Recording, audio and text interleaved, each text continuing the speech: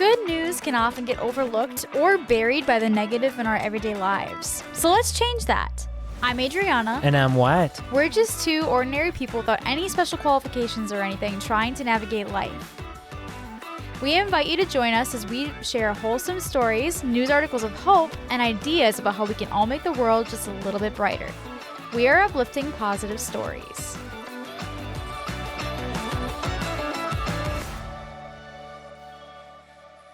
Welcome back to another episode of Uplifting Positive Stories. Thanks for joining us. Hope everyone had a great weekend. We just got back from the Twin Cities and had a good time down there. Got to see the Odyssey in theaters on IMAX. Highly recommend for those who like in-theater movies and stuff. It was good. Well, today we have an interesting podcast episode. So this topic is about you're not alone. I want to preface it by saying what's awesome is that somebody posted a bunch of posts in our Facebook group, which if you're not a part of, feel free to join. We'd love to see people posting their stuff. And basically, she posted a post. One of our listeners posted a post about being willing to listen to other people vent or share their stories or anything like that if people are experiencing MS or anything else they want to talk about. And that is so cool. And I think that's something that would really help a lot of people is if we all were like, you're not alone, here's my struggles, and we were able to help other people through them. Speaking of not alone, if you heard a little like sound in the background, that's our our son and his little bouncer. Chair. I didn't want to interrupt you. You were kind of on a roll there. Yeah. He's currently kicking and he likes to pump his legs in his bouncer chair. So he's sitting right off camera, just like bouncing with this little Stitch toy. If you hear a rattle, that's his Stitch toy. He loves it. We're in that phase where it's like, it's just going to happen. Yes. To a certain extent, you know, if you're with us, you'll forgive the little baby sounds in the background here and there. And maybe it won't be as bad as it maybe could be, as I'm imagining it might be. Yeah, exactly. And if we have to cut, we'll cut. So today's episode, we decided actually at the prompting of our pastor actually to have a section of this, which is going to be after the first story, where we're actually going to tell our birth story. And there were the birth of our son. Yes, the birth of our son 5 months ago. We've kind of briefly talked about it in the last or 2 episodes ago. Yeah, 2 episodes ago. It's been mentioned here and there. Yeah. And we're going to go into some detail. So for people that have had a traumatic birth or medical trauma and they don't want to hear about that, we will have time codes in the descriptions on both YouTube and on all the podcast channels. So you can absolutely skip ahead, and we have other stories. But there were some really hard things that we went through, some traumatic things that happened, and then even the aftermath and what happened with that. And so we want to talk about that. There were also, and this is part of the reason I really want to share this story too, some miraculous things that happened. So I want to also share those because they're pretty amazing. So with that. And it's worth noting that there is a happy ending in the sense that you're here. Yes. Our son is there making giggly noises as he's rocking his bouncer, interrupting our podcast. So he's all good. Quite literally the easiest baby we could have ever imagined. Mm-hmm. He is so chill, which is why we're able to even record this podcast because he's just chill. He's just having a blast sitting in his little bouncer while we do this right now. And yeah, just playing with his toys. He's literally just the easiest, sweetest little boy. So we've been so blessed. Countered by a really, really rough and hard birthing experience. Yes. But we have a little intro story first, I think. Yeah, to kind of like, for those who don't want to stick around for our birth story, we have a story here first, and we'll have a palate cleanser afterwards as well, I think. Yes. So the first story here is from the subreddit BPD, and it is titled, Recovery is Possible, Heart. So this story says, I was informally diagnosed with bipolar disorder at age 11, and then I was formally diagnosed 3 days after my 18th birthday. I have been institutionalized about 30 times in my life. I never believed I would ever even come close to recovery, but I'm so happy to share that I am in recovery, and I have been for months now. I have done extensive work with my therapist doing DBT and EMDR therapy, and I've also put in a ton of effort on my own. I've started on my spiritual journey, and I've learned to love myself in a way that I never thought I could before. I also haven't done anything self-destructive in 11 months. I just want to let you all know that recovery is possible, even if it feels like a million light years away. I believe in all of you, heart. So yeah. Nice. Just a sweet story and just showing that There are so many people out there, like what Wyatt has said many times, the law of big numbers, that there's bound to be people that have gone through what you've gone through. And it can be nice to share while you're in it with somebody that's struggling, that gets it because they're going through the same thing. But it also can be really amazing to read somebody's recovery story and to know that it's possible, just to see a light at the end of the tunnel, as maybe I can get there too, no matter how rock bottom it feels. So with that, we're going to transition into our birth story. Again, so there is a time code. You can absolutely skip ahead. There's going to be descriptions of lots of things involving the birth process, induction, trauma with the actual birth C-section itself, things like that. So if you do not want to be triggered, if you have trauma with that, we absolutely understand. Feel free to skip ahead. And I promise we'll have more content in the future that's not about our birth. Yeah, and we also have another Reddit story, and we have a news article that are positive and completely unrelated. So Sure, but most of the episodes are going to be dedicated to the time about the story today. yes. But we'll have future episodes that aren't just about that. So we'll make references here and there in the future as it is relevant, but this is going to be like the main, probably, episode where we talk about it in as much detail as we're going to. Yes. So we were 41 weeks along when we decided to have an elective induction process. And that was planned long in advance. That was planned. So we went in and we had started on a pill called Cytotec, which is supposed to kind of get the process along. And a lot of people, when they're at that point, usually go straight into Pitocin, which is like oxytocin, but synthetic form. So it kind of kickstarts the contractions, and usually people go into it from there. Well, mine did not take fully. And so from there, we had to go into the Foley balloon, which was not fun at all. After like a day and a half. Yes. So just a quick overview going into it. The entire induction birth process was 76.5 hours with very little sleep involved in it. And then we were in the hospital for another like 4 or 5 days afterwards, like 8 days total, I think. Yes. And I'm just wanting to lay the groundwork because like the length of the process, like it was a whole, like we went on Sunday night, we went a whole like into Monday, and it wasn't until Tuesday morning that we like, okay, let's do the next steps. Cause we're trying to avoid extra interventions. Yes. But I think that's important context. Cause like the length of this, I think matters for how things kind of played out with the length of the process. Yeah. It was just things were moving incredibly slow and not fast enough. And so that first day, before we started even the Foley balloon, we were doing something, and all of a sudden a nurse came running in and was like, hey, whatever you're doing, stop, because there's heart dips. Like we're noticing a bunch of heart dips after like the mini contractions you're having. And so we were concerned. And then Foley balloon happened. Heart dips were continuing. And late that night, then I started actually having full-blown contractions. And so from there, we decided to go put the epidural in because the contractions came heavy and hard and close together all of a sudden. And we were like, whoa, okay, maybe this is further along than we thought. And so... Because once you're far enough along in the process, like you can't... There's a point in no return when it comes to epidural, or at the very least...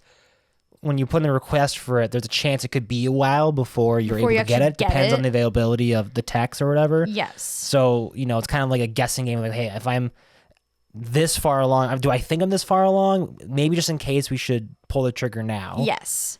So we did. And throughout this whole process, we had an amazing doula as well, who was there and answering questions and helping kind of lay out what could happen, our options.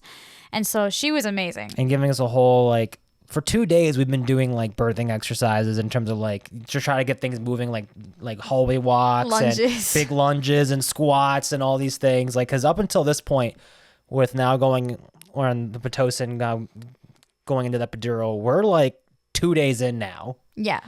Which is really long. So we're now like over 48 hours into this whole process. Yeah, and we didn't sleep much either because with the Cytotec, I started having contractions like almost right away, which is weird that they didn't take very well. But the contractions were like 3 to 5 minutes apart. So I didn't sleep super great. And then, of course, the next night wasn't any better because, again, contractions. And so we were surprised that it wasn't taking. And so then... Or at least you weren't like dilating quite enough. Right. And so we go on to the epidural. They're having me do Pitocin. The contractions are pretty intense, but I'm not really feeling them because epidural. And the heart dips keep continuing. And so we were getting more and more concerned of why there were heart dips. And a lot of yellow flags. Know. There was a lot of yellow flags. Not red flags. It was never at the point where it was, okay, we need to do something now. He's in danger. It's like, why is he having these? Because we're just going to keep an eye on it. And that was like how it was for like the last like day at this point. Was like, what's up? What's going on? Let's keep an eye on that. Let's keep an eye. Oh, yeah. Then they gave you extra fluids because of that. Well, first they broke my water. So they broke my water, which they were saying we kind of needed to do because we need to speed it along if he's having heart dips to make sure that like he's okay. So we did the breaking of the water, and then the heart dips got worse. And then they were like, okay, maybe we should put fluids back in. So they were trying that. And it was just one thing after another. And I was exhausted at this point because we hadn't got much sleep. And so they broke my water, and then that made things worse. And so they were putting fluids back in, and they weren't sure what was going on. And so we were trying to sleep again after all that. What's crazy is I got in my head the sentence, you need to breathe extra hard during the contractions for your son. And I was like, okay, that didn't feel like it came from me, but okay. So I started doing that, and immediately one of the nurses came in like after like 5 minutes and was like, whatever you're doing, keep doing it because the heart dip stopped. And I'm like, that's interesting. So I kept doing that, and it was helping. And every time that a nurse would come in and would distract me from breathing, like giving me medications or whatever it was, the heart dips would stop again, or it would start again. And so I was like, that's crazy. And so I mentioned it to the OB, and I'm like, hey, so I've been breathing extra hard through the contractions, and I've been taking really deep breaths and really trying to focus on that. And every time I do that, the heart dips stop. And the OB's like, that shouldn't be a thing. I don't know what would cause that, but that shouldn't be a thing. Or like more so, you shouldn't have to do that. You shouldn't have to do that. That's not a thing. You shouldn't have to do that. But I noticed that that was working. And so I was like, okay, well, I'm going to keep doing it because it's working. So I didn't sleep at all. I was trying to focus on the breathing. So this is day 3, and I haven't really slept. This is towards the end of day 3 now. Yeah. Finally, I'm like half asleep, half trying to breathe. And the OB comes in that's on that day, and she is kind of teary-eyed at this point. We did one more cervical check. Yeah, and we found out that I was 8 centimeters, and like he was in position. We were in proper effacement. It was like go time. And the OB comes in, and she looks already kind of teary-eyed, and I'm like, what is going on? And she's like, bless you for getting this far. You are like right there, but his heart dips are starting to look red flaggy, and we could try to go into pushing, but we don't know if you and him will have enough in the tank to get there, and we might end up in an emergency C-section, which could be very risky.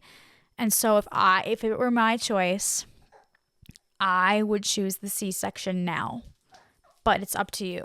And just for a little bit of context, C-section for us, for you, was like last worst case scenario. Just for a little bit of background, her mom went through her own like birthing experience that was rough, and I'm sure I don't know if this detail is fine to share or not, but she did hemorrhage, made it out alive, but that put the fear in your mind of that could happen to me. Well, not just that, but I had a risk factor also that made me higher risk to hemorrhage on top of that, and we found it in my chart that I was high risk for that, so we were already nervous about that. But that's why up until this point we've been like, no, well, first off, there was nothing that was like red flaggy, like we need to do C-section. You know, we were making progress. It was just really slow. Yeah.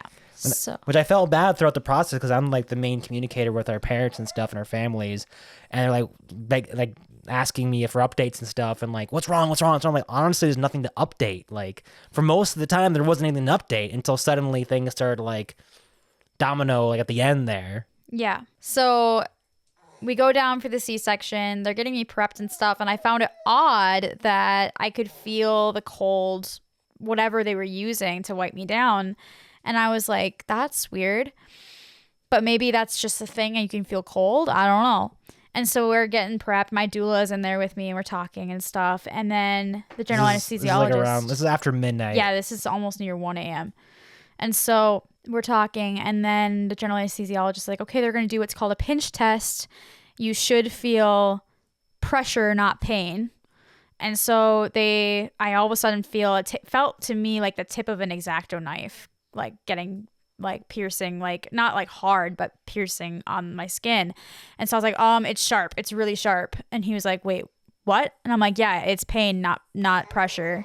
From there, he was like, are you sure? Are you sure? Are you sure? And I'm like, yes, I'm sure. It's sharp. It feels like an X-Acto knife. And they're like, okay, well, I don't know what to do for you because we already have you at the max for the epidural. So I don't know what to tell you. And I'm like, okay, so like, what do we do? Because I don't want to feel everything with the surgery. So he says, the general anesthesiologist says to me that we could put you under general anesthesia, but you're already at high risk for hemorrhaging. And so you're going to be at higher risk of hemorrhaging with general anesthesia. And it's dangerous for your baby in general. So like, you're going to be at risk of that, you're going to be at higher risk. And so from there, I decided to do the general anesthesia, but I asked if Wyatt could come in because I was scared and I didn't want him to not know what was going on in the hallway because he couldn't be in the room with me while I was getting prepped for this. Yeah, and for those who, have not gone through like a C-section experience, like the husband or partner has to wait in the hallway alone for like a good 10 or so minutes while they do this prep and everything, even when things go like normally according to plan. And I always knew that was like how it would go. I'm curious if others out there, I haven't talked to any other dads out there that have gone through C-section. That experience is awful. Being in that hallway alone, just waiting to find out what's going on. Granted, I was a little extra nervous because I knew that you were in a higher risk. Yeah. It had been such a long process. We were both like exhausted, like deliriously tired after 76 and a half hours. And it just felt like, I don't know how long it actually was because I didn't have like my phone or anything. I don't think there was a clock there. So time just felt like forever, which I know my side of things is like nothing burgers compared to what you were dealing with. But being out there, like just feeling completely helpless. And so finally, after like an eternity, anesthesiologist comes out, starts like gesturing me towards like the door and briefly explains, okay, yeah, so they're gonna have to do general anesthesia because the pinch test failed. And just gave me a very quick version of events, and that like I'm not gonna be able to be in there because none of us can be in there like while you're in this operation, because I guess when you're under general anesthesia, you can't have other people in the room, possible infection risk, I'm guessing. I think that's the thing. Normally we're both awake and we're both in the room like for the birth and stuff, even with the C-section, but in this case, that would not be how it goes. I'd have to be in the hallway and you'd be knocked out. Yeah. And he just gestures to me and goes, anyways, come say goodbye. Yeah. Which I logically can identify that he was just like being nonchalant, like he probably meant just like, hey, before she goes under, say goodbye. Right. But how it was said at that timing, I did not appreciate that verbiage that was used. And I think he tried to walk it back a little bit, but at that point it was already too late. He already said, and I was already like, oh my God, is my wife going to die? Which was already going through my mind, like even before finding out that was going to happen. Right. But they did let me come in they weren't going to at all, right? Yeah, like you and your doula, my doula was like, had to advocate can for she please have her husband come in, please. So that was really good that they did that. Mm-hmm. But yeah, so he came in. We both thought that I was like high at risk of dying, which was really scary. Mm-hmm. And you're both at risk because he also was having heart dips and everything. Exactly. Throughout. So I was scared for him. I was scared for myself, and yeah, it was a very scary time. And just like this all escalated very quickly. Yes. I know it was a long birthing process, but everything seemed fine other than the yellow flags. Yeah. Until suddenly things kind of moved really, really fast, and it was all of a sudden very scary. And we were again deliriously tired. So to us, we're like, what? And so yeah, the The surgery went well, actually, like incredibly well. The OB that did it, like everyone afterwards was like, wow, who did your C-section? Because she did an amazing job. And I was like, yes, she did. The recovery for that was not too bad. Like I was thinking it'd be worse, but it was actually not bad. But you had to be out the entire time. I got to meet him first before you because you were still out from the operation. I got to hear his cry from the hallway. Neither of us were in the room when he was born. Yeah. I heard it in the hallway, in which that kind of does something to you to actually like hear the cries. And like, I define that moment of hearing the cry and they brought him out as like the best and also worst moment of my life. Best because I just had this conditional instant love for him, of this thing that I never knew that I could love to this extent. And I was like bawling, but also I'm like, is my wife going to make it? Because there's still, for those who don't know what C-sections, I didn't know this. It's like an hour-long operation, but the actual like birth part of like getting him out is like really fast. It's like within 10 minutes. So the whole rest of like hour after that almost is just sewing everything back together. Yeah. So they brought him out. I got to go upstairs with him and do like skin to skin. But the entire time I'm just feeling sick to my stomach. So I'm like, how is Adrianna doing? Is she going to make it? Is she going to be okay? And then even when they finished the operation, it was still another period of time after that before like she would wake up from the operation.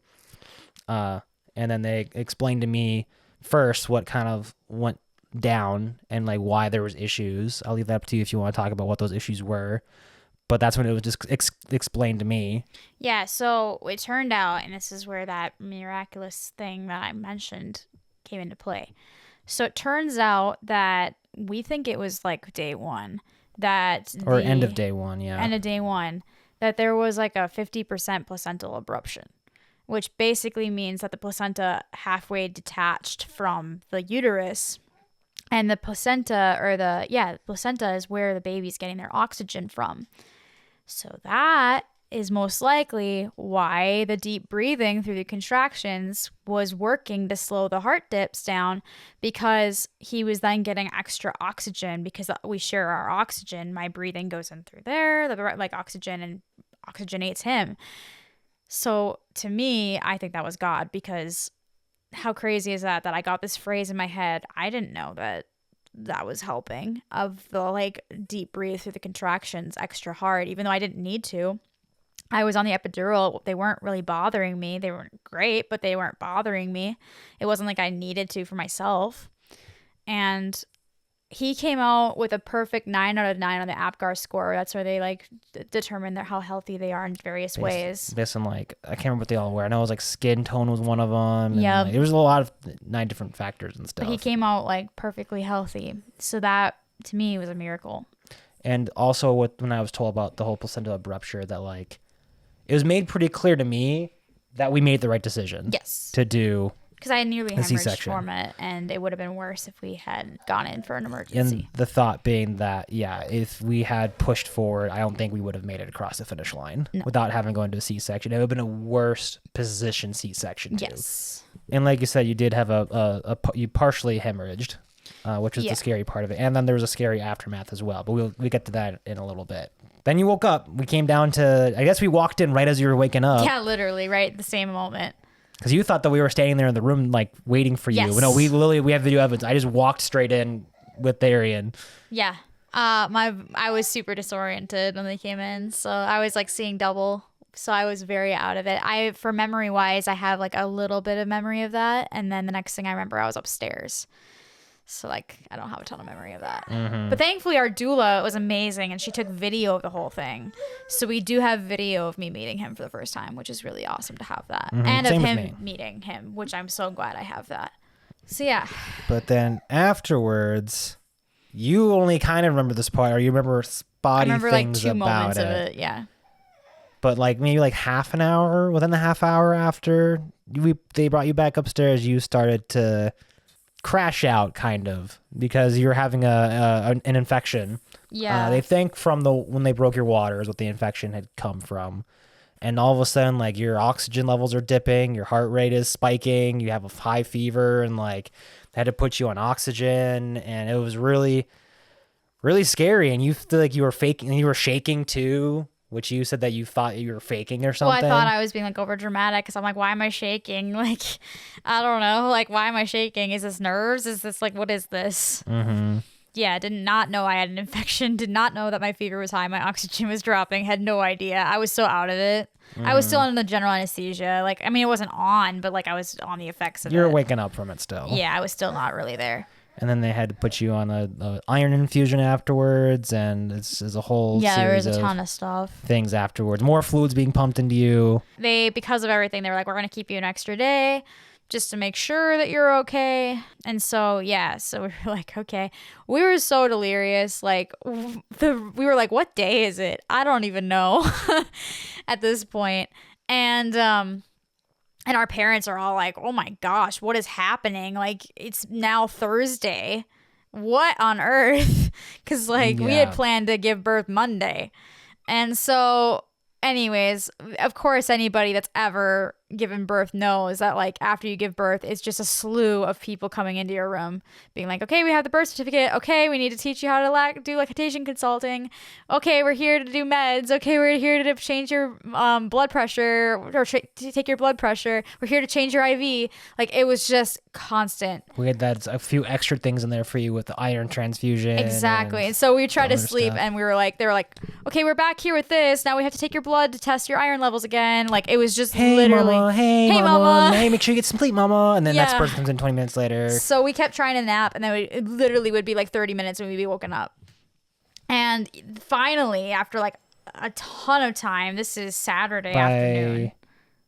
It's either Friday or Saturday. It was Saturday. I'll be honest, Thursday and Friday and a little bit of Saturday are kind of merged together because we gave birth at 1 a.m. on Thursday. Yeah. And so especially Thursday is especially just a weird day because of when and then things Friday happen. at 7 p.m. the cluster feeding began. Oh, and yeah. He was so extra, to the point where the nurses were even like, how is he still hungry? And so we had a pretty decent supply of colostrum pre-prepared, and it was all gone. It was gone within within wiped it out. An hour. And so I was like, oh my gosh, how is he still hungry? What is going on here? And so we were just overwhelmed. And so of course we didn't sleep well that night because we were constantly having to try to keep up with him because he was cluster feeding and he was crying and so we did not sleep again that night. So Saturday comes and we are exhausted. And even more delirious, if that's even possible. More so you. I will say I was able to get some sleep. It's still broken up. I get maybe an hour here, an hour there, until interrupted by, again, the nurses or Darian's knee. Because I was basically in charge of taking care of Darian because you literally couldn't couldn't get out of bed a few days because of how much things you had hooked up to you. I was literally hooked up to 3 IV You lines. were out of veins. Yeah, I was out of veins. They literally told me I don't know what we're gonna do if we can't find another vein because it was brutal. So I had to do all the feeding and I had to do all the diaper changes for a while, which you felt bad about. You wanted to be able to help out, but you literally physically couldn't. No. But even with that, I was still able to when I was so tired when I laid down, I was out. Yeah. To the point where there's a couple times where Darren was getting upset and you're like, Wyatt, and you started yelling at me because I'm just not angrily. I know, just trying to get my attention. I was just that out of Help. it. I was just that done. But the context of that though, even though with how little sleep I got, you got even less sleep. You were not sleeping period. No. Zilch, none. So I was going on day 5 of no sleep pretty much. I was day 6 at that point by Saturday. I had 8 hours maybe at that point of sleep total. Most of which was on that Sunday night into Monday. Yes. So I was so out of it, and I was falling asleep while people were in the room. I was unable to keep my eyes open, and we were able to get them to hey, let's put a sign on the door, please. Check first, don't Mama's come in. trying to sleep. But then you needed me or asked me to take Darian out of the rooms because you would hear him screaming a little bit and mama instincts would be oh, I have to be awake. Yeah, that was now. bizarre. I didn't expect that, where your heart just starts pounding. You're I need to go to him. I need to go to him. It would startle me awake. And so and I brought it up to one of the nurses and she's like, yeah, that's your mama instincts. Isn't that crazy? It's a mama bear. And I'm like, that's crazy. So I took him out of the room at your request. Yeah. Okay, we'll give you some time to sleep. I'll hang out in the family area with him in the little stroller bassinet thing. And I finally fall asleep, and then about a half hour later, I woke up Maybe. into like a full blown panic attack. It felt like I was having a heart attack. Like I was like unable to move, kind of. I was like, my vision was all distorted, and like it felt like I was having a heart attack. My arm was numb. Like my chest felt like it was super painful. My head felt like it was painful, and I was like, I don't know what this is, and so I like panicked. And I like barely was able to hit the call button for the nurses, and I like speed dialed Wyatt, being like, come back, I don't know what's happening.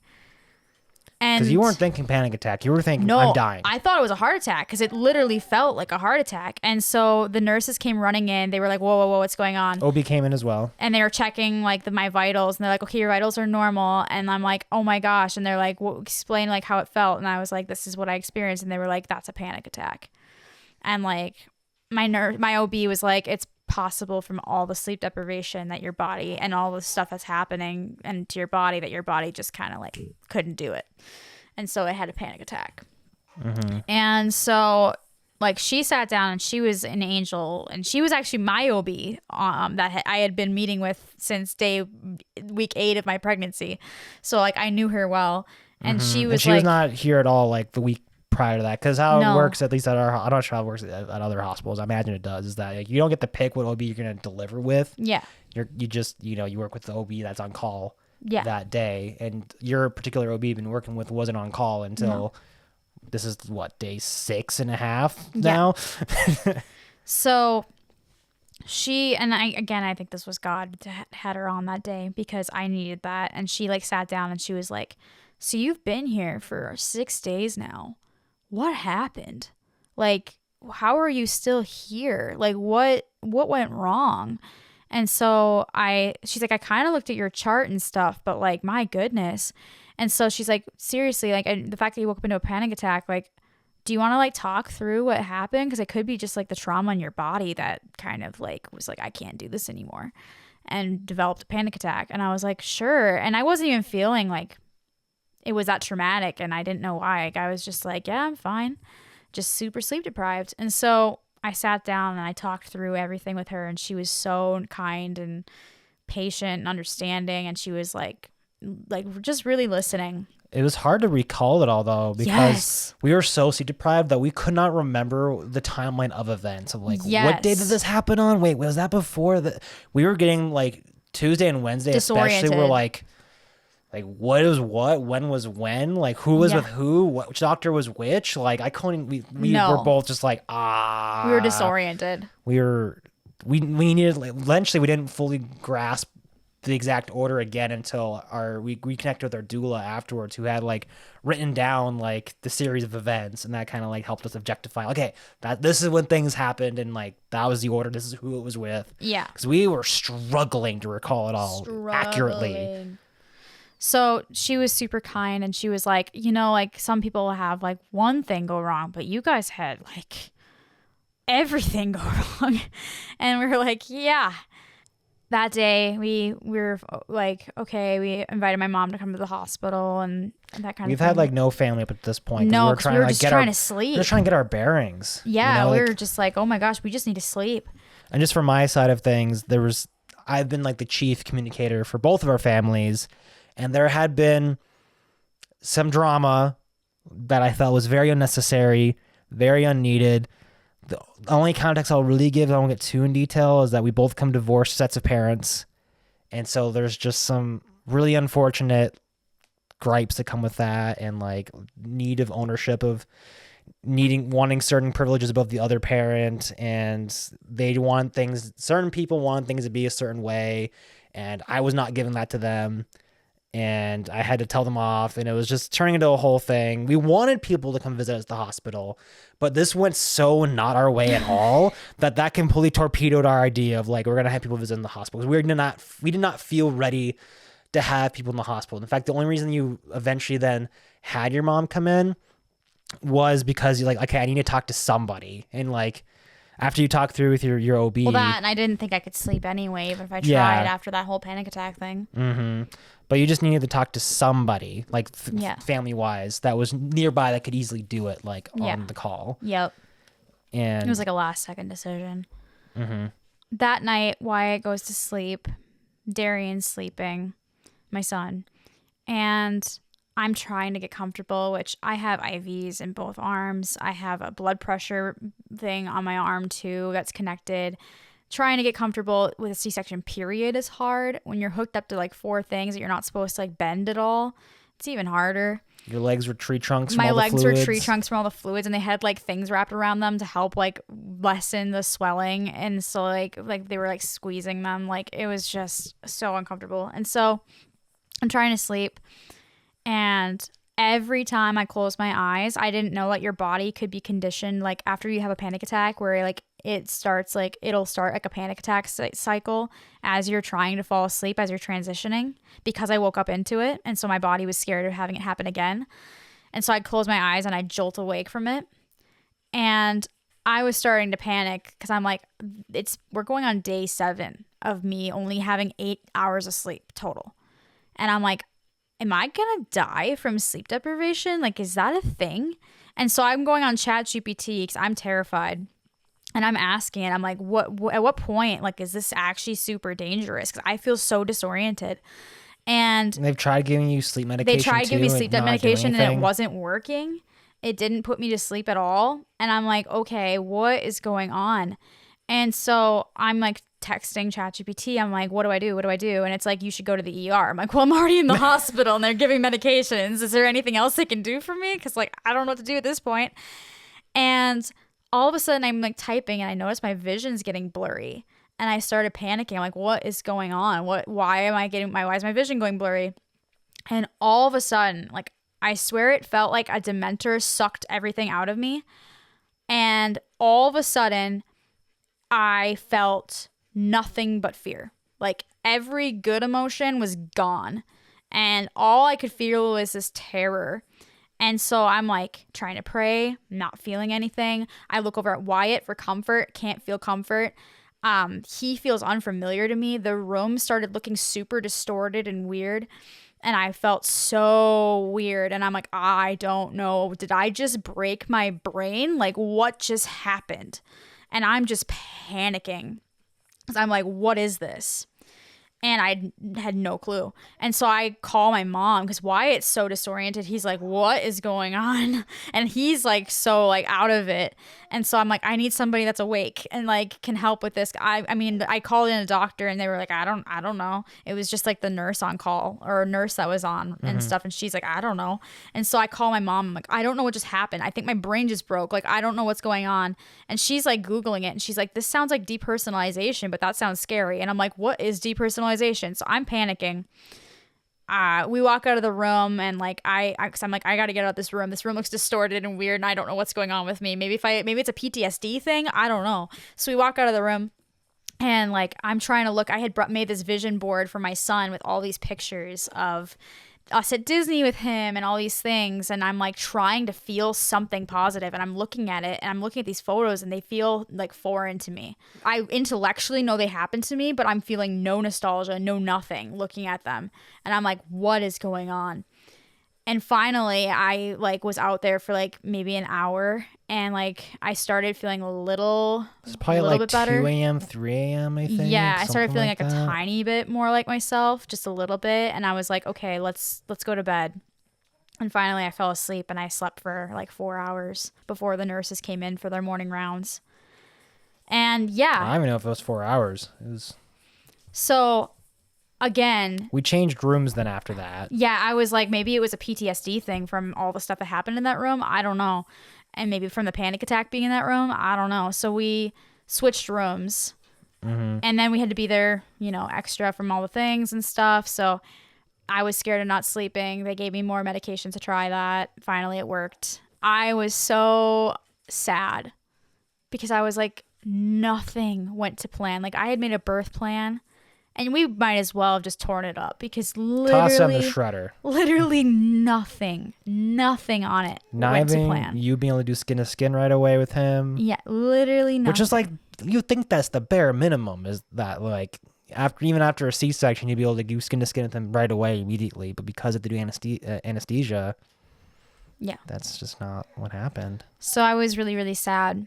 It was like the last day, and I was just like, I don't understand. I don't understand why this happened to us. Like, and you keep having talks with nurses about medications, like, oh, about postpartum depression, like, watch out for that. Some mothers smother their babies. And I felt so weird. Like, things would feel further away from me than normal, and like my vision would get distorted, and I'd be talking and it didn't feel like I was the one talking. Like I knew like it was my words, but like there was like a disconnect. Like I felt like I was sleep talking almost, and I felt numb and I didn't know why, and I just felt weird, and I was like, I don't know if it's just the sleep deprivation or what, but something's not right.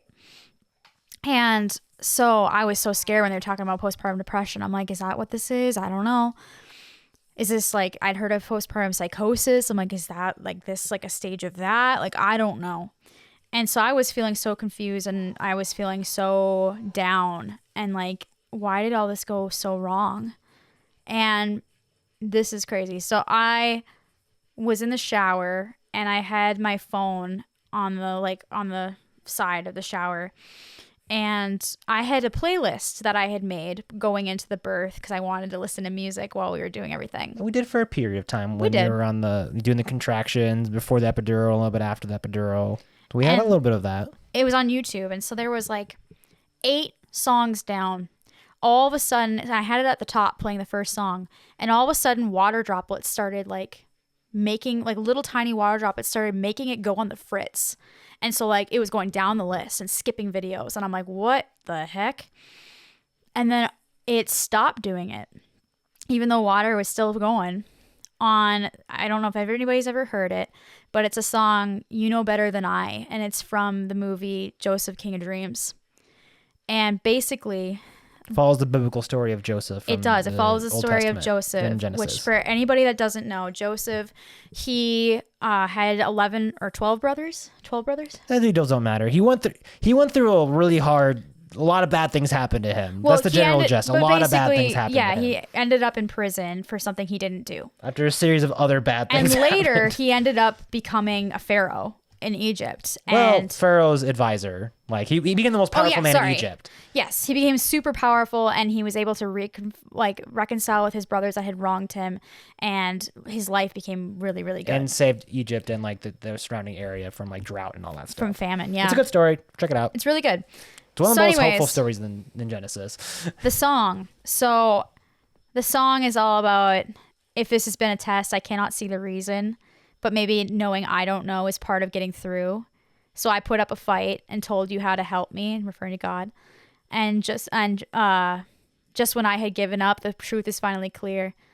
You know better than I, you know the way. And so it's all about not understanding why you have to go through something so hard, and basically God being like, and saying that God knows though, and that there's going to be something that comes from it that we can't know in the moment. And that, like, I don't know, that really hit me. I was like, holy cow, that has to be God, because I needed that then in that moment. I really needed it. And little other extra added context for is that we're on day 8 now in the hospital. Technically, we should have, but under normal conditions, have been released like a day prior, like after, like 3 days after a C-section, essentially, is when you're supposed to leave. But they kept you an extra day because your blood pressure was still above a certain level. We're like, okay, we got to keep you because, you know, preeclampsia and all that stuff. And we were still in a state of like, are we going to be allowed to leave? Because they basically weren't going to let us leave until your blood pressure was below a certain threshold. Because we had this real thought going like, are we ever going to leave this place? Yeah. We have not stepped outside in 8 days. Yeah. What does fresh air even feel like? I don't know. I don't remember. Like, this feels like purgatory hell or something. Like this even though it's pretty nice sweet, or was sweet before we changed rooms, it's just, we felt trapped in this place that we were never going to leave. Yeah. So anyways, finally we get to go home. And it was so bizarre. So I felt like numb, and I just didn't feel right. And it was still feeling strange. I came home and there was just like this unsettled feeling. And I'm like, I don't know why I don't feel right. And I'm like at home and I just feel unsettled. And I was like, do I have psychosis? Like, is that what this is? Like, what is this? I had that and like racing, like just thoughts like in my head that were just like racing, like OCD thoughts. And I was like, I've never had this before. What is going on with me? And like, it was like anxiety attacks that I had never experienced before in my life. And I'm like, what is happening? And finally, I came across a Reddit post because I was looking up depersonalization since my mom had mentioned that. And I found out about this thing called depersonalization, derealization. And I was like, that's what it is. That's what I have. And basically, it's a subtype of PTSD. It's a dissociative subtype. So basically, what happens is some people get like flashbacks with PTSD and they have like avoidance behaviors from like the hospital and talking about it because it can trigger flashbacks, like where you feel like you're reliving the trauma. For me, I don't really have that. I don't get that. However, I don't get flashbacks, but my emotional connection to my memories is turned off. So because of that, you don't realize how your memory and the emotional part of that can color how you feel about your house, how you feel about people around you, how you experience nature. Like literally, you have memories that are attached to literally everything and how you experience the world and how from your past. And when that's gone, it's very strange. And so people that have that, including myself, you have this fear of like, you feel like you're losing your mind because you feel like the world's not real because it feels so strange and foreign. And so I was experiencing that and finally it clicked and I was like, that's what this is. That's why I feel so weird. Oh my gosh. And we were in therapy at this point, so that's been great. That was decided by recommendation of our doula pretty much right away. I decided that while you were in there on an operation, we should go to therapy for this. We need to go to therapy. Neither of us are present for this birth. Everything went wrong. We need therapy. Yeah. And we were getting a great recommendation for a perinatal therapist. Yes. And that was the decision that we made jointly pretty much right away. Yeah. And so depersonalization, derealization, I've had it ever since to varying levels. It's gotten better than it was. It was very severe when we left the hospital. And I had a lot of like times where it would get spike and get really bad. With that, I had the depersonalization, derealization, and the OCD existential fears that come with that because everything felt so bizarre. But I will say I've had so many, like, that can't just be a coincidence things where it's felt like God's been trying to help me through it. And I could go on and on about those, but I will just say like it's been like almost like blatant, which is like, whoa, trying to help me through this.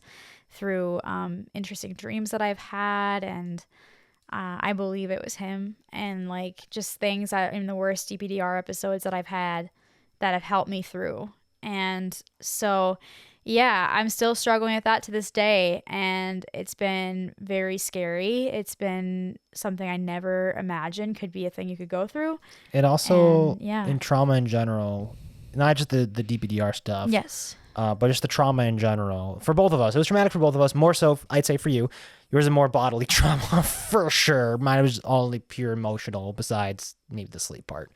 I think, and this has been talking about in therapy a lot, is that it's sort of like a kind of like a big unmasking of our issues like prior to the trauma, like from growing up and stuff, like issues we've had with our own sense of self and how we view ourselves and like feelings of like loneliness, feelings of connection, like those are things that are also being brought up to the surface that are coloring our views or making things kind of harder in some areas or easier in other areas. Like, I don't want to speak fully for you, but I know part of it for you is like, again, your sense of self and control over how you think and feel and whether or not you're a genuine person or not. And like, that's something you've always kind of struggled with for X, Y, or Z. And to have those feelings of, I don't feel right, I'm not feeling the things that I'm saying, and I'm not feeling connection to the things that I'm doing, like kind of just feeds into those like old insecurities, like our old traumas. So we're not only are we working through those the more recent trauma, but it's sort of like bringing up all the old traumas too, like highlighted. Which is why, like, and it's even worse with DPDR with that kind of thing, because, like, I know that all this was traumatic and stuff like that, but, like, I talk about this, it feels like it happened in a dream. Like, all the stuff that happened feels like it happened in a movie and not to me, which is super bizarre. And that's how it feels from all my memories right now, is like it feels like it happened in a movie, or it feels like it happened more like it feels like it happened in an alternate timeline.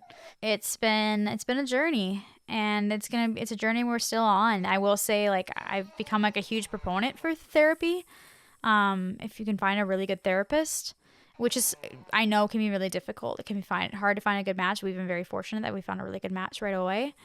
We really it's like still her. a collaboration process. You have to communicate with your therapist and like be willing to, like, when things aren't clicking, like, hey, I'm feeling this way, and then you guys we can come to an understanding. You know, so don't feel like, you know, therapy is like, oh, either they agree with me or they don't. Like, talk through the things. It's a collaboration. You know, when what works for one person might not work for another person. Yes. And so you have to be willing to work through those, and we definitely work through some of those, and we will continue to. Yeah. But we keep making progress, you know? Yeah. And so, yeah, that brings us here to today. And leaving out a lot of details. I mean, we're summing up 5 months of... Yeah, we don't need to go into all of that, though. But just was, you know, you went through a lot of bodily trauma with the birthing experience and the aftermath. You thought you basically went to the bodily and mental experience of, I'm going to die, and is my son going to die with me? I went through watching my wife go through all this hardship without being able to do anything really about it, and then having to go through, is my wife about to die and possibly my son? Am I about to be alone after this is over? Which is what I've had to wrestle with and have been wrestling with. Again, I would argue not to the same extent you've had to go through, because it directly impacted you versus I'm like auxiliary to it. Yeah. But that's a lot of a gross summary of like what we have been dealing with from the experience. Yeah. Yeah. So it's been a journey. And so I guess the whole points of sharing this story, again, our pastor was the one that suggested that we share this story with people. Yeah, we finally had a meeting with him about a week ago, because a lot of big questions, existential questions come up, which I kind of want to go into. So, how do you not have those kind of big questions after something like that happens? After a near-death experience, plus or the depersonalization, derealization, because that's been scary. It's been really scary, and like I didn't know people could go through that. And you read other people's stories on Reddit, and honestly, that's what saved me, because I thought I was going crazy. I'm like, I don't know what I'm experiencing, but this is incredibly scary, and I don't know what it is. And hearing people's recovery stories was my lifeline. Besides God, of course.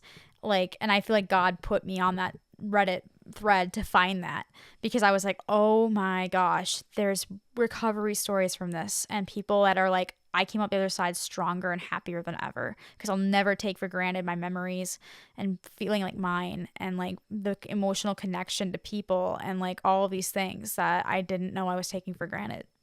That was like my lifeline. And so that's why I like think we should share this stuff, is because as we're on this journey and hopefully on to recovery, I want to be able to like share with people, like, there are resources that can help, and here's what helped me. What helped me might not help another person, but maybe, just maybe, it might. And so one of the questions I had, which is a very obvious question to ask after something like this happens, I mean, I'm pretty sure my pastor was like, yeah, I figured that'd be the question, is why do we suffer? Like, why does suffering happen in this world? Basically his answer, and I was like, interesting, was, your suffering's not for you. And that might be a really hard concept. At least this is how he said it, and I agree now, and like I'm trying to internalize that. Is like, your suffering's not for you, and your experiences might be able to help somebody else down the road in a way that you never expected. The analogy was not even so much an analogy. Like, the example he gave is, you know, like doctors learning medicine, like people going through like a medical experience like that's never been experienced before.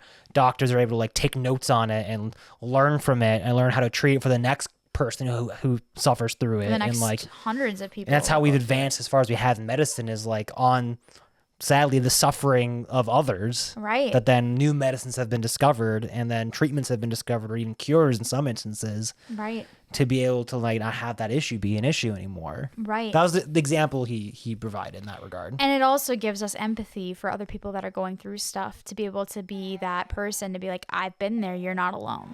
But the important part with that he said, which is why we're talking about it here, we talked about with others, but maybe talk about more in a public format by his urging, not necessarily podcast form, but just publicly talking about it, is the suffering doesn't help others if you keep it to yourself. Exactly. And if you just keep the suffering to yourself, then it's just suffering for the sake of suffering. Right. Versus actually like telling the story, making public, then you can maybe make connection with somebody that could potentially help or others could learn from. Yes. But and keep it to yourself, feel it's like, not gonna. oh my gosh, I'm not alone for feeling this way, in case there's any listeners that have experienced depersonalization, derealization. Like, I see you. Like, it is incredibly scary to experience that. And you're not alone in feeling like that's scary, and feeling disappointment over a birth experience and how it went, and feeling grief over the experience. Like, that's been a big one for me, is the things that I missed, like that first cry. And like, not to get like too sappy or anything, but like, for me, one of the moments that was hard, early in the second day, I was doing lunges in the hallway and walking, and next door to us, someone gave birth, and we could hear it.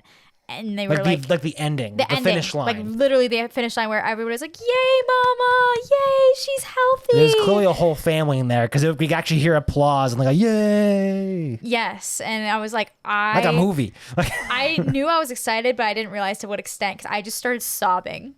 And I was like, I'm so excited to have that moment. You and the nurse and our doula, who's also pregnant. And so... And then one of the nurses like, oh my gosh, sweetie, that's going to be you soon. And like, she was like, there was this button you could push and it'd play Twinkle, Twinkle, Little Star over the whole unit. No, it's over the whole hospital. That's what I meant to say. Yeah. And so to me, that was a baby born. And so they were like, you want to push the button? And I was like, yeah. So I pushed the button, and I was so excited. And so there was grief later that I didn't get that moment. So if you had that happen too, where you had general anesthesia and missed that moment, or if you did the Foley balloon and that was scary for you, or if you just had something go wrong after the fact that was like just not what you had envisioned, like, you're not alone. If you ever want to talk about it, you can absolutely email me at upliftingpositivestories@gmail.com, and I will respond and we can talk about it. Or also, we have a Reddit thread and you can message us on there, which is Uplift Positive Stories. And yeah. And I also want to speak to like the men out there, the supportive husbands who had watched their wives go through their own birthing experience, even if it went perfectly great. That's the rough thing about birth, is that like, even at like the best case scenario, it's still a rough experience. Like, baseline is pretty rough, to add on top of that levels of like intervention and things going wrong, it just makes it worse and worse and worse. But I know, speaking from my experience, and I've heard a little bit from someone else I've known a little bit about how, and it's something I've been struggling with, how isolating it can feel, like have to be the strong one, the one that's keeping the household together. Not even just like, working a job when you go back to work or something, but just like being the emotional support for and physical support for your wife who's recovering from the C-section, physically, emotionally, helping take care of your baby. Honestly, whether it's from pressures from people around you or just pressures put on yourself from yourself, that your struggles don't matter, and that you can just like shove that all down because your problems are nothing burgers compared to your spouse and your baby. And that's not true. I mean, I think logically it's true by purely comparison. It was nothing compared to what you were having to do. But let me finish. I'm just saying it by comparison, it's not nearly as bad or as rough, and I should not have the right to complain about it. If we were doing comparative, but you shouldn't have to make those comparisons. Your struggle is still struggle. Yeah. And maybe you can't be in a position to like vent to your wife about. She's probably not in that place to be the one to care for you, and she shouldn't.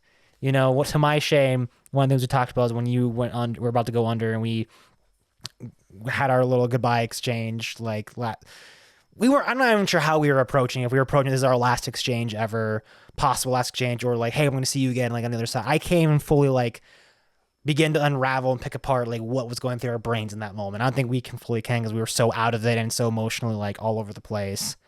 But I was not as comforting for you as I should have been. You felt that you had to comfort me because I was the one I was like, I don't know what I'm going to do without you.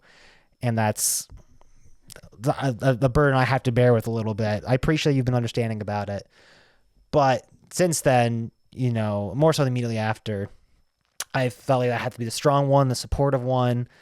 It feels really isolating because everyone else, whenever they check in, is always about, oh, how's mama doing? How's mama doing? How's mama doing? Oh, how's baby doing? Which is good. They should be checking on those people. Those are the people who really need it more. But guy, you need it too. And I want you to know if you've had to go through an experience, even just a regular birth experience, that still happens. And your struggles still matter. Find someone to talk to. If you feel like, yeah, I could be me as well, same contact, but find someone to talk to.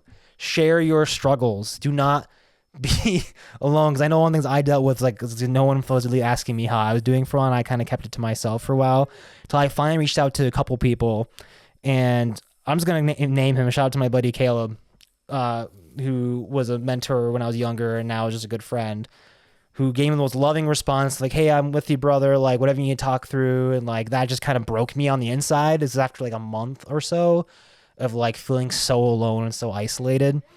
And then meeting up with him, be able to actually recount the story to him and actually talk through was so needed and necessary. And it's just, I want to make it clear that like our struggles, yes, it's not comparatively as bad, especially physically. It's just all emotional and stuff, but it's not nothing. Like you need to talk through. You cannot just keep it to yourself, because you will possibly implode at some point or have an explosion of like frustration, and just like, it's going to come out somehow. So please like talk to somebody, like find something to get it out and work through it. And then when it's appropriate, also talk to your spouse about it as well. I'm not saying never talk to your spouse, but you know, they're going to be going through their own struggles. So it's kind of give and take a little bit. Yeah. Right. So yeah, just again, there's struggles that everybody has struggles. And we've had an episode about that. We've had several, I think. And so just know that you're not alone in those struggles. And again, law of big numbers, like there's people out there, no matter what you're going through, that can relate. And so don't be, I guess, like the more we can share with each other our struggles, the more we can kind of help each other through. And then what my pastor said about your struggle not being for you can be true. And there can be actually something beautiful that can come out of it in a way that maybe we don't know. And that's where that You Know Better Than I song really hit me, is that, and it kind of came full circle hearing that from my pastor, is that song of, I let go of the need to know why. I'll take what answers you supply because you know better than I. Well, it's just also like in the story of Joseph as well. I think it was decades before there was the payoff of all the things, all the struggles he went through. Right. I mean, it could be right away or it could be down the road. I know right now we're blessed with the most amazing baby. Yes, who, he's amazing. Admittedly, he's been grunting and making some noises during this episode, but like compared to like the standard of baby, that's actually pretty chill. Oh my gosh, yeah. We've had to pause lots of times, but like he's not been like crying or anything. It's just been like, hey, how you doing? You good? Okay. Like, he's the easiest baby, and he's so smiley, and he's hitting all of his developmental things like really well, and he's been healthy, and he's just been amazing. So I'm really happy that he's all healthy and we get to have a little baby boy that makes us so happy. And that's just a pure blessing, because I don't know how we could have handled it if he was colicky or if he was difficult with all this stuff, which was totally possible. We've read stories on this podcast of people having to deal with that, which maybe comes down to, if you are a believer, the whole idea that like God never gives you more than you can handle. And I don't think we could have handled that, to be honest, after everything we went through. And so yeah, and there's still the struggles. The baby's still a baby. Sleep is still a sleep struggle for quite a while with all the feedings and everything and the pumping and all that fun stuff. So he's doing good now. Yeah. So I hope that someone somewhere can take something from this story of not feeling alone, or maybe start looking at it from a different lens. in terms of the suffering part. And I know that that's something that like we just talked to our pastor like less than a week ago. And so, but the big existential one. There's a lot more questions we asked yeah. about as well. We're just kind of being focused on that one question because that's kind of what prompted us to okay, maybe we should. I think we knew all along that we were going to eventually talk about on the podcast, but we did it now when we did because of that conversation. Yeah. Like, okay, yeah, let's do it now. Let's not wait. Let's do it. Just hopefully that can. I know for me, I have to like internalize that. Like I heard it. I'm working on internalizing it. It's hard when you're still in it because I'm still experiencing the DPDR. But maybe hopefully someone can be helped from this in some way. I don't know. Yeah. And we're still processing 3 and trauma as well. We're eventually going to get to like EMDR and stuff like that. And you know, it's a whole process. It's a journey. Yeah. Which it's long. Like learning. I think a year is considered fast is what we were told. Yeah. So we'll try to keep kind of little updates here and there on how that is all going. And yeah, maybe someone somewhere could take something from that too. I don't know. But I also have to be like, say like, this has been a struggle for me. And so like, know that if you're struggling, like it's okay.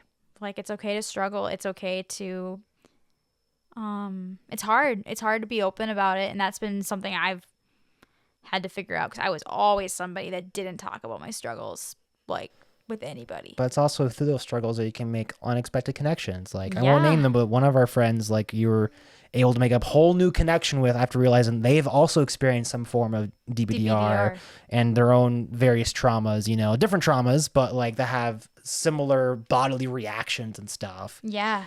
And that's not either of your guys' fault, but you're able to like make a connection off of you're not alone, or you've experienced that too. And like, yeah, like feeling like, okay, there's somebody that I know that's been through this and like navigated it before. Or you might have someone out there that like, you know, have gone through traumas and then they may act a certain way and you're like, why do you like that? Like, why are they like that? And then you go through your own trauma experience. Oh, I understand. That's not something you're controlling. Realize like the judgments we have, you know, and the not really knowing other people's stories. Yeah. Also, since we talked about therapy, we talked a little bit about again, depends on the person, and I recommend going through like a proper like source, like, and have conversations about it and be careful with it. But medications can also be really helpful. You're trying a few right now. Yeah. The one for sleep really has helped you. We had a couple that you have tried that was not helpful and had a bad reaction, but we've been able to like find something that's working for you. Yeah. And there's a lot of stigma around medication. Yeah, that's why I think it's important to mention that as well, because I don't know. I don't think you'd be in a worse position right now if it wasn't for that sleep medication. That eventually worked. It helped a lot because I had a lot of trauma involving sleep, as we've talked about with the whole 8 days thing.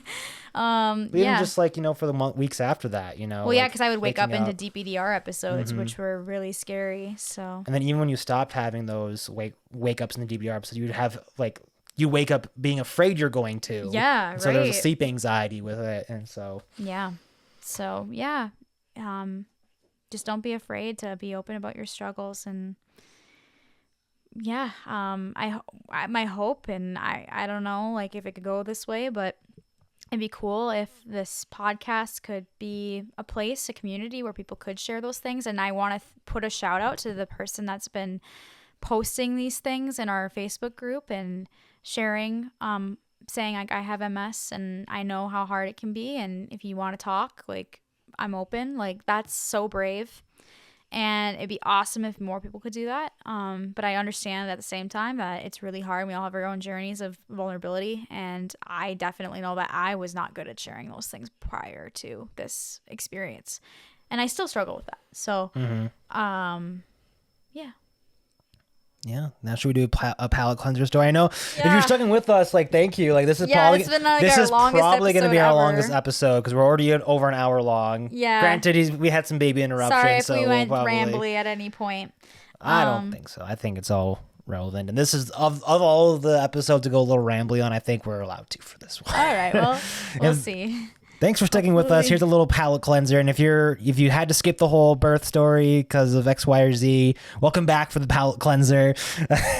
So this next post here comes from the subreddit Self-Improvement, and it is titled, People Who Felt That They Hit a Rock Bottom and Recovered, How Did You Do It? And they made a whole post about how they were struggling and stuff, and someone responded with this, and I like it. The hardest lie to unlearn is the one that tells you that your pain makes you less worthy, that the moment you broke was the moment you became undeserving of the life you once dreamed of, and yet that belief is exactly what keeps you stuck, not the situation itself. What if the truth is the opposite of what you've been taught to believe? That your rock bottom does not make you further from life, but puts you in the exact position where change becomes possible because there is nothing left to protect or pretend about anymore. You do not need to feel hopeful to be worthy of hope. And you do not need to see the path clearly to still take the next step with the purpose. Because the people who end up building beautiful lives are not always the ones who believed in themselves from the start, but the ones who moved anyway. Even while doubting, even while hurting, even while thinking that they ruined everything beyond repair.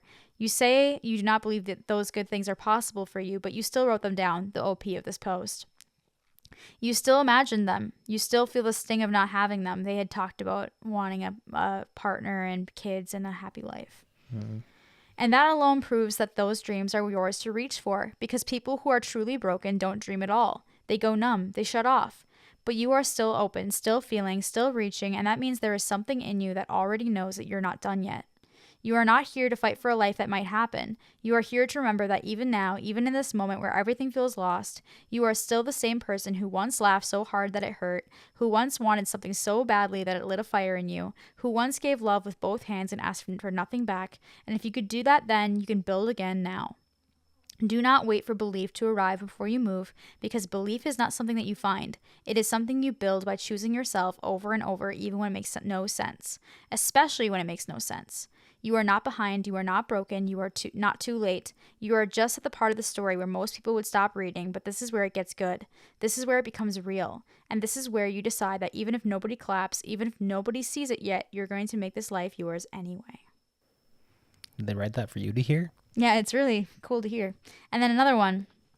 Hey there. First, I just want to say that your post stopped me. It carries so much weight and honesty. You're not minimizing your pain, but you're also not letting it define your future entirely. That alone is courage, even if it doesn't feel like it. You asked how to approach each day from a place of gratitude when it all feels lost. And I don't have a perfect answer, but I've seen that sometimes gratitude doesn't start big. It starts small and stubborn. It's not, I'm grateful for my life. It's, I'm grateful that I opened my eyes. I'm grateful that the coffee was warm. I'm grateful that I didn't give up last night. You build it like a fire with wet wood. It won't catch at first, but it wants to burn. You spoke of dreams that feel out of reach, home, family, love, and a job that matters, and I get it. When the world collapses, those dreams feel like they belong to other people. But can I offer this? They're not gone. They're just waiting until you're ready to believe that they belong to you again. Rock bottom isn't the end of your story. It's the place where the old story cracks and the new one begins, quieter, slower, but more true. You're already rebuilding. You're in therapy. You're seeing someone. You're here asking. That's foundation work. One step a day, one breath a day, one tiny fire lit in the dark. And if all you did today is survive, that's enough. You matter, even in the wreckage, especially in the wreckage. Keep going. There was another post that I saw too, where someone posted I think it was in the same thread, that them at 18 and their mom had found them, and they were like on meth, and they had, were only like 90 pounds, I think they said. And like, Jeez. They were super sick, and like they were at their rock bottom, and they went through, like they went into like rehab and stuff like that, and years later, like they had turned their entire life around, and they were thriving, and like had a new job and were happy. And yeah, so like everyone has their struggles. You don't know what people have been through. You don't know what people are dealing with. So yeah, there's a lot of people, and you can find a lot on Reddit too. That's how I found people with DPDR, and that helped me a lot. So anyways, those are positive posts of like things to think about that I think are really important about gratitude, and that's something that can really help too. On to our news article for today. So this one comes from Carolina Public Press. This one comes from carolinapublicpress.org, and it is titled "Tied in Knots by Medical Debt, Working to Undo the Damage in North Carolina." So in 2018, postpartum eclampsia kept Jessica McIntyre in the hospital for a week after the birth of her son. She was a social worker and had health insurance, but her plan required her to pay 20% of the cost of her stay. Ooh. So she owed thousands of dollars in medical debt. However, because she was a new mom, those hospital bills were the last thing on her mind. She fell behind on her payments, and then she contacted her hospital to make another payment, and they told her that the debt was unrecoverable and sold it to a collections agency. So her credit score took a plunge. Can they do that? Yeah. So she received a letter in the mail last year, and it was from a nonprofit organization called Undo Medical Debt, which claimed to have erased all $3,200 of her remaining debt. And at first, she was skeptical. I was like, this stuff doesn't happen to me, McIntyre said. This can't be real. But it was real. Her debt had been wiped clean and her credit score rebounded. And now her 8-year-old son is happy and healthy too. Undo is a nonprofit organization, and it has erased more than $40 billion of medical debt across the country. Whoa. It does so by purchasing large portfolios of unpaid debts for pennies on the dollar, the types of distressed assets that commonly end up in the hands of collection agencies, which attempt to recover the debt at a profit. People who have their debt erased by Undo don't need to apply, and they are simply notified that they no longer owe that money once Undo is purchased and paid off the debt. A woman named Ava Stahl is the one who leads the policy engagement and research there. And let's see here. A 2024 KFF report estimates that Americans were carrying at least $220 billion in debt, which is crazy. Mm-hmm. And they still think that that's an undercount because it doesn't include people who are incurring credit card debt to pay their medical bills or borrowing from friends and family. True. Those debts, even though they're medical debts, tend to be hidden.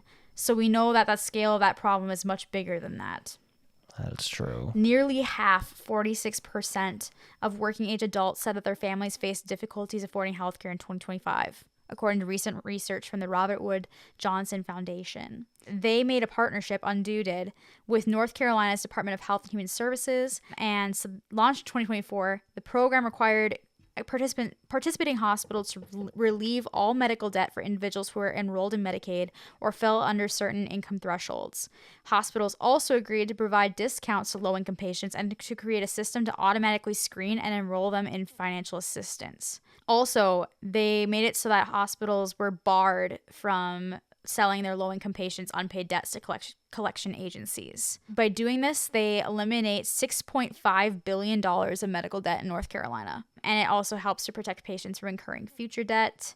The statewide program erased certain debt owed to hospitals, and that's where smaller locally focused relief programs come into play. And then Chapel in the Pines Presbyterian Church recently organized a campaign with Undo, which raised $22,000 for debt relief. And that was enough to retire $1.8 million of medical debt in Chatham County, with some left over. That's pretty crazy. Wow. Yeah.